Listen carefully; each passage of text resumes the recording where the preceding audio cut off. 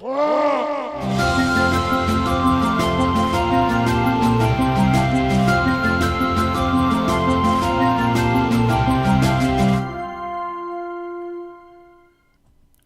evening, gladiators. We who are about to play Saludio.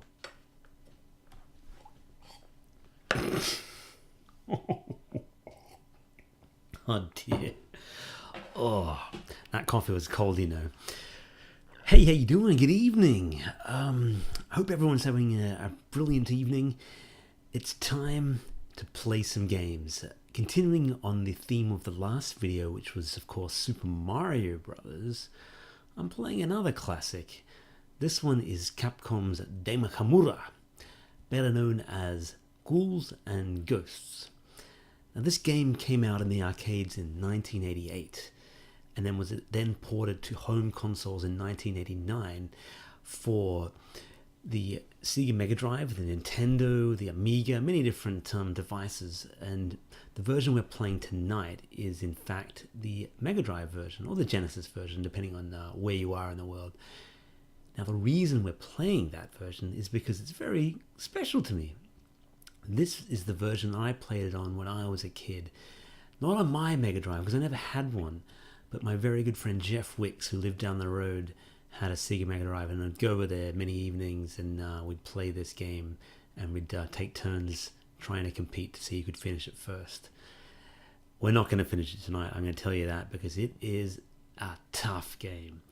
But I want to try it out and show you a bit of why it's such a classic game. Now, the version we're playing tonight is actually a emulated version in a browser, so you might going to find sometimes the sound slows down a bit, or it's not 100% what the old version would be like, but it'll be close enough. So let's fire it up and see how we go, shall we? Unfortunately, my 8-bit DOE controller, which I love so much, isn't actually going to work in the browser version for this, so we'll just be playing it with a keyboard. Good luck to us, right? All right, here we go. Sega.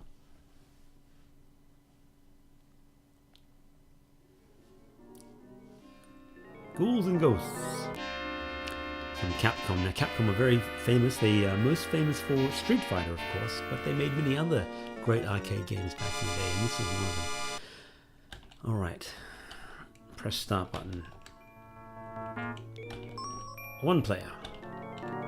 Now, Ghouls and Ghosts is in fact the sequel to Ghosts and Goblins, which was made about 3 years earlier, and this is set 3 years after that, and our hero, the Knight King Arthur, or Knight Arthur, I guess it's Arthur from Arthurian legend, the hero of Camelot and the Holy Grail and everything. This is him in his suit of armor, going through some undead world. Now, he has to go through 5 stages of this infernal area to defeat Lucifer and rescue his princess, which is a pretty contrived plot, but we've heard it many times. Guess what the princess's name is? Prin Prin. Prin Prin. That's obviously a pet name of sorts. Now, there's a treasure chest over there. We actually don't want to open that because there'll be an evil sorcerer in there. Well, there usually is anyway. Oh no, I got the bloody holy water. Disappointing. You can get different weapons in this game, and one of them you don't really want is the holy water, because it has a wide angle, but cool, upgrade our armor now, which means every time you get hit you lose some armor, but this gives us an extra. Oh no! Oh, that's tough. The guillotines and everything. So there you see a map of the overworld that you have to get through. There's 5 stages. We start off in this sort of undead forest with crucifixes and guillotines, and it's a miserable place. Hopefully we get to the next area. We'll see. It's tough. I'm finding it tough with a keyboard as well. This game was always a little hard to control. The way he moves, if you jump, often he'll just jump straight up rather than left and right. Oh no, that sorcerer. He'll turn you into a... It turns you into an old man like this. Now, old man can't move very fast, and oh dear, he just died. Disappointing. Now we have the dagger, which isn't quite the lance, but you know, a dagger I see before me, I'll take. Better than that holy water, though. That was miserable. I'm not mucking around with that chest again, though. So, me and my buddy Geoff used to play this in the evenings, and he really got me into Sega. I had a Sega Master System, and he had that as well, but he also had the Megadrive, and that was the 16-bit console, which just meant it had, you know, basically twice the power. You know, more colours, bigger games, better sound and everything, and I was, you know, just thrilled when he had this, and I spent a lot of time over his place. Great mate of mine, of course. Didn't just go around there to hang out and play the games, you know, very good mates. We played a lot of this. We played a lot of Cat Ash, which was a role-playing game that I actually did a video on earlier. We played a lot of Street Fighter, a lot of Sonic the Hedgehog, and, you know, they were good memories. This is in the, you know, early 90s, I'm going to say. You know, we would have been 11, 12 years old. Gosh, it seems like a long time ago. You know, that's nearly 30 years ago. My gosh, that's a big guillotine. What the hell? So we're now past that. So if we die, we'll start from here, which is good. Whoa. It's tough. You don't have that much of a jump. What? We died already? Oh, disappointing. We'll continue for sure. Do we start at the beginning of the level though? No, we start here. That's good. I don't know how many continues we have. But yeah, so much of a video game, like an old game like this, is the nostalgia you have for it, because objectively this is quite a tough game to play. The controls could be improved a lot, but nostalgically it still conjures up many great memories for me. Now, I never played Super Ghouls and Goblins. Oh, I'm playing so badly. I'm quite tired. It's been a long day. Dear. I hope they get another continue, because I really sucked at that one. I find arcade games quite hard to talk and play at the same time. What was I saying? I never played Super Ghouls and Ghosts though. I'd love to check that out. This sword is awful. This is the worst weapon.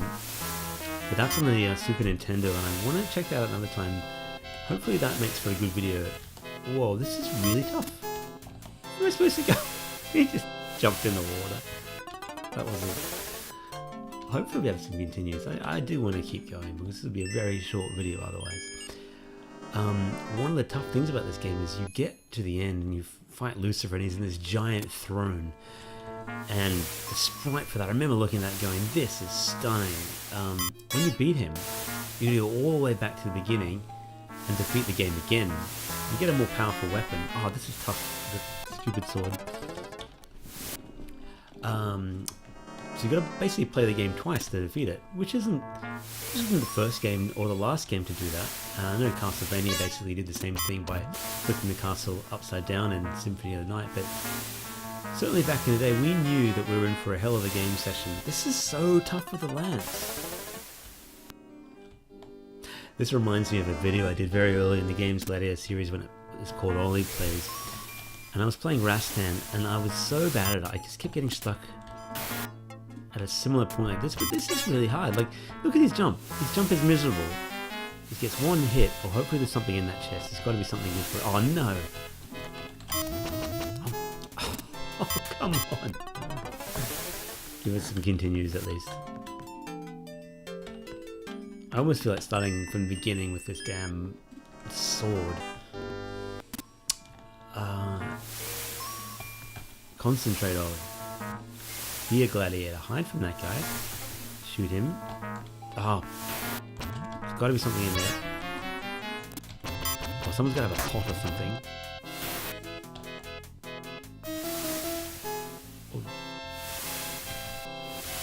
Oh. Come on, this is so tough. I hate it. It's not easy with the keyboard either. I said this in the last video, the Super Mario video, but you know, you play these games as kids and you're so much better than you are as an adult. So if you guys are young and you're good at video games, that's probably going to go away. You don't You lose them, just like all the other skills you lose as you get older, unless you practice. Well, we're nearly at that point at least. I really need a better weapon. This is so tough. I almost feel like this restarting, but we'll get there. It's all about persistence. So Geoff is still a great friend. He lives up the coast from me these days, and he's a 3D modeler and a 3D printer, and he's just really talented. And he has done some wonderful stuff for me with Whiskey Barrel Studios. I'm looking forward to working with him in the future. Once I get into 3D game making, he will be making some excellent models for my game. Hopefully. He says he has in the past. Oh, an axe. That'll do, I guess. It's better than the other one. Can we improve on that? Oh, I've got armor. That's good. Hey, here we go. Now we're cooking. That bit was really tough. I don't remember it being as tough as that. Back in the day, when you played this, it would be one at a time. Oh, that's tough. And you take turns, and depending on where you were, you could be 3 or 4 stages ahead of the next guy, and there's a real pressure to improve and get to the next stage. Or you might even get lapped. Now at least we can get through this with an axe, so...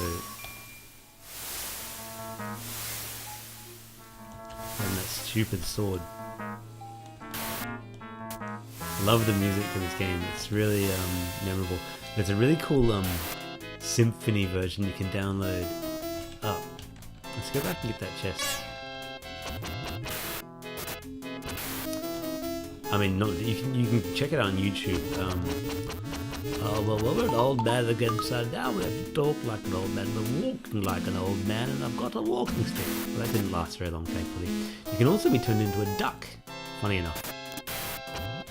I'd love to actually play the arcade versions. It probably controls a lot better. I mean, what I'm playing now is obviously not the definitive version in a browser with a keyboard and so on. I do plan on getting to the end of the stage, even if it takes me 3 hours, so settle in guys, you're in for the long haul. It's like 10 o'clock at night, so I'm struggling with my dexterity. Oh, an old man again. Oh. How are you guys doing? I wish this was like I could hear, you know, more of a conversation. I like these videos to feel like, you know, you're here with me and we're playing, having a laugh. And I'm sure if we were, you would be ribbing me for this and making some jokes at my expense at my awful struggle at this strange section. The wind is blowing and you can't move as fast as you can, and you can't jump as well and so on. So it makes it a real challenge. I'm tempted to go for that chest again. Yeah, cool. Alright. I just want to get to the end boss from this level because he looks really cool. If we can get to that, I'll be happy. Those weird sort of plants that throw up skulls. I love the faces on the trees and the nooses up on those. Yeah. Words. Use your words. Oh, damn it. Oh, Pigman. Run away from him. We're almost there. Alright, here we go. This huge goblin man that rips his head off and uses it as a weapon. It's pretty scary, but he's not that hard from memory. Oh! The frustrating thing about this game is the way he jumps. He'll just jump straight up when you want him to jump left and right. Do we want to try it again? Let's give it one... Oh no, we're here at the boss. We're going to keep going. We're going to get to this. That's good. They've been generous. I don't really remember if this game had that many continues. I thought you only had a certain amount. And certainly we never took that many to get through it in the past. Having the lance is a big advantage. Things like the axe don't really behave the way they should, and we kind of got unlucky when we lost the lance. Listen to me, all these excuses. I did that in Mario as well. I think I blamed the controller, I blamed everything but my own skill. I love the sprite for this guy, and back in the day, you didn't see this very often, certainly in a home console, just seeing characters that were that big. There we go, we got him. Take a key for coming in. Why, thank you, I shall. Hurrah! That was stage 1 of basically 10. And they get a lot harder than that as well. That was really embarrassing. Now this is a tough stage as well. You're in some kind of like Viking village that from memory is on fire. Yeah. And there's might be a giant dog or something, like a hellhound you fight. So much of this game is muscle memory and memory of where things are. Whoa, they're tough. We're gonna have one, I promise, one last go. I'm gonna continue and we'll see how well we go.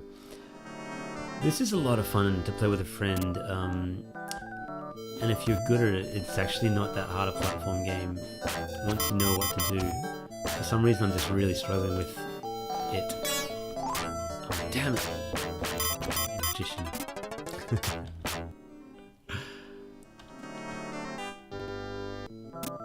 People will tell you this, but I really feel like games were harder back in the day. A lot of indies now are sort of cashing in on that. Like, you know, not that Dark Souls is an indie game, but like that sort of set the trend again. But back in here, in these days, the hit zones were really tough, the movement was awful, and you had very few lives, and games were tough because they were coin ops. You know, they were designed to take your money. This was an arcade game before it was a home console game, and it was brutally hard. And I remember I knew this was an arcade game, but I never saw it in the arcade, so I'd love to know how much better it looks. I might check it out on YouTube at some point. Oh, that was the mad dash. That is the end of our Ghouls and Ghosts adventure for the evening. Definitely worth checking out if you're a fan of classic platform games. I'm sure you'll be better than I am. I hear that Super Ghouls and Ghosts is actually a lot better than regular Ghouls and Ghosts, so it might even be a completely different game with different levels and so on. So maybe check them out both if you're interested.